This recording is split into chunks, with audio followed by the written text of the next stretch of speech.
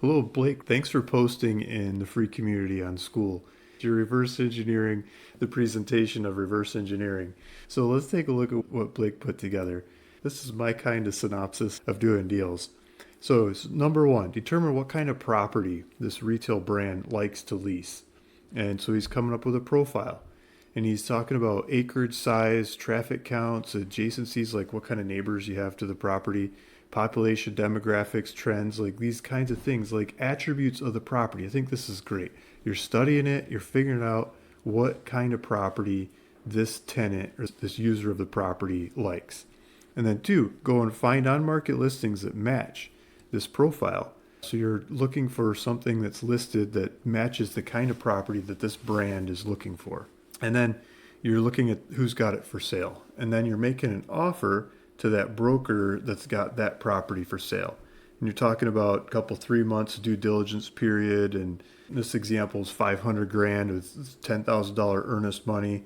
And they're okay with these terms because the property days on market are very long in this asset class. So a lot of these properties sit around for years.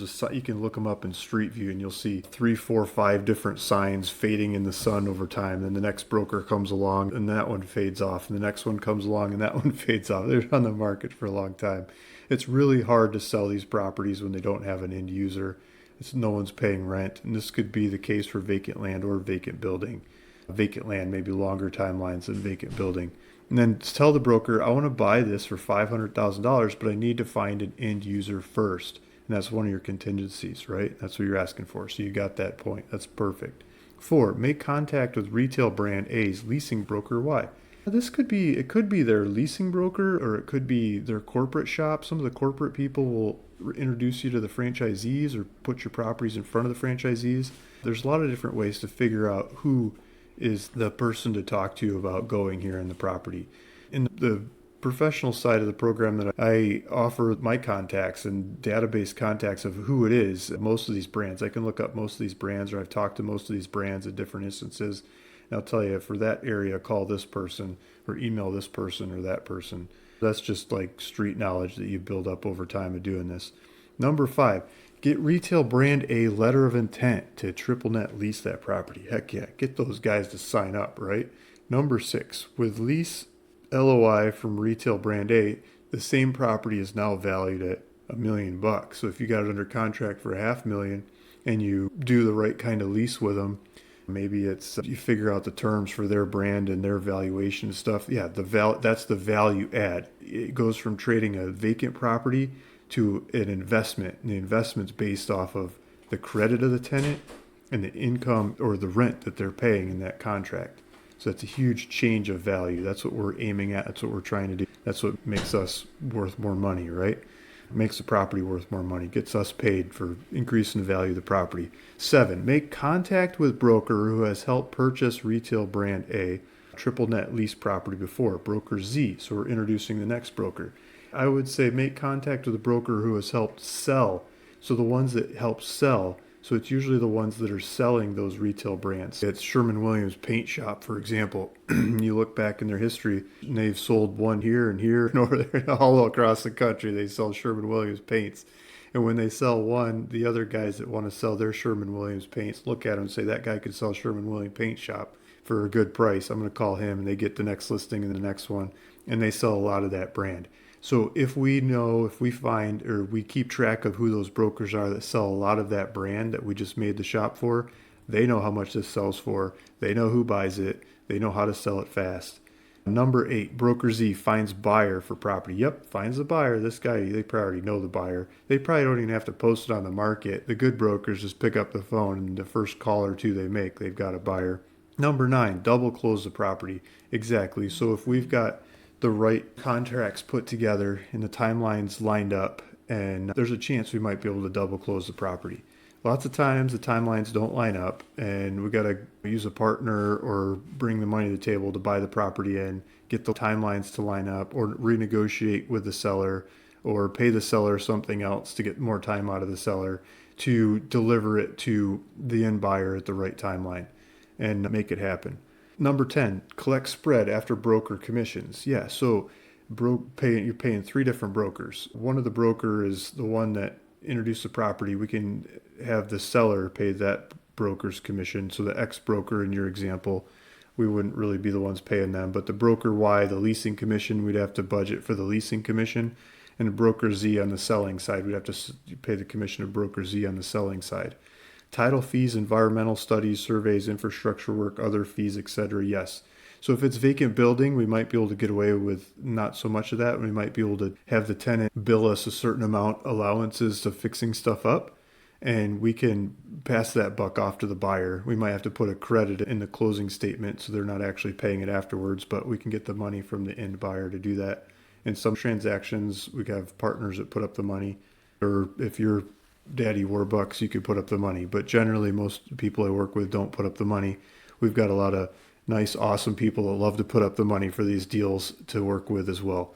And then it says, say 10% or $100,000 in this example of fees. It's probably going to be more than that if you put all the leasing commission in there. That's oftentimes 3, 4, 5, 6%, and the selling commission is 5 or 6% right there. Just the commissions are going to bump you over the 10%, and then the other fees you're talking about, it's going to be more than 10% usually. Sell price $1 million minus $100,000 fee minus the buy price of $500,000, net $400,000. You got it. I think you're putting it together. I think you're ready to do these kinds of deals. If you'd like to do these with me, join us in the more professional community. I get on the phone and I'll walk you through these deals. We'll get these brokers on the line. We'll get these tenants on the line. We'll get the brands on the line. We'll get everybody in between on the horn live and walk you through the deals with the paperwork and everything, and financiers and the funders of all the different pieces of funds along the way as well. I like how you put this together. And then at the bottom of your presentation here, you've got this graphic. It says Deal Finder, us. This is our value add. So you've got the role to play and the benefit received. I like how you put these together. It says Deal Finder, us. Help seller liquidate asset. Help retail brand find good location. Help buyer buy a cash flowing asset. Yeah, and spread is the net. We get the spread and the net for putting it all together. So we're helping the seller liquidate the property. Most of these sellers are not the kind of people that would go look for a tenant and find a tenant and figure out a tenant. The other thing that is a big opportunity for us is a lot of the sellers are people that like to collect rent and depreciation from the property. When the tenant's gone, they stop paying rent, and all of a sudden you got tax bills and you got to get rid of the couch that somebody left. You got to get rid of the mattresses. Oh man, what is on that mattress? You got to get rid of that stuff. City starts calling you about the trash. You got to get rid of that stuff. Cut the weeds. You didn't have to do that stuff before because it was a triple net property. They bought a triple net property where the tenant takes care of everything. Now the tenant's left the building, or the vacant land is still vacant, and the sheriff's calling you about removing trash. I got one of those sheriffs calling me right now. And you got to take care of the property. You don't want to do that. You want the no problem properties and investments. You put them up for sale and you sell them to people like us. You don't have to pay for the TI. You don't have to talk to all these people involved. You don't have to do that dance. You get cashed out. You can move your money into something else. So that creates an opportunity. Help retail brands find good location. The retail brands, lots of the time, they want to lease it. They want it ready to go. They don't want to go negotiate with the seller and figure out all the idiosyncrasies of the sale and come up with the money to buy it. They want it delivered on a silver platter. They want to increase their business by adding a new revenue stream, new location. They want to insert employees, put their brand on it, and let it sail. We can make it really easy for them to do that. We could blow up their brand. When we get to know their brand, we could create a lot of locations for them. And we could be a key asset and player in their business as their business grows. The buyers come in. It's a totally new buyer that comes in. It might be a repeat buyers, but they come in and they love the depreciation of these properties. We sell it to them. They get really good tax benefits. One of the guys we were just talking to was a NFL football player, and he likes the depreciation because he's got a high income. He puts these high depreciation assets together with his income, and his effective tax rate goes down. Another one was a professional basketball player on another deal we were just working on. Lots of times they're dentists or attorneys or high income people that this really affects their tax base.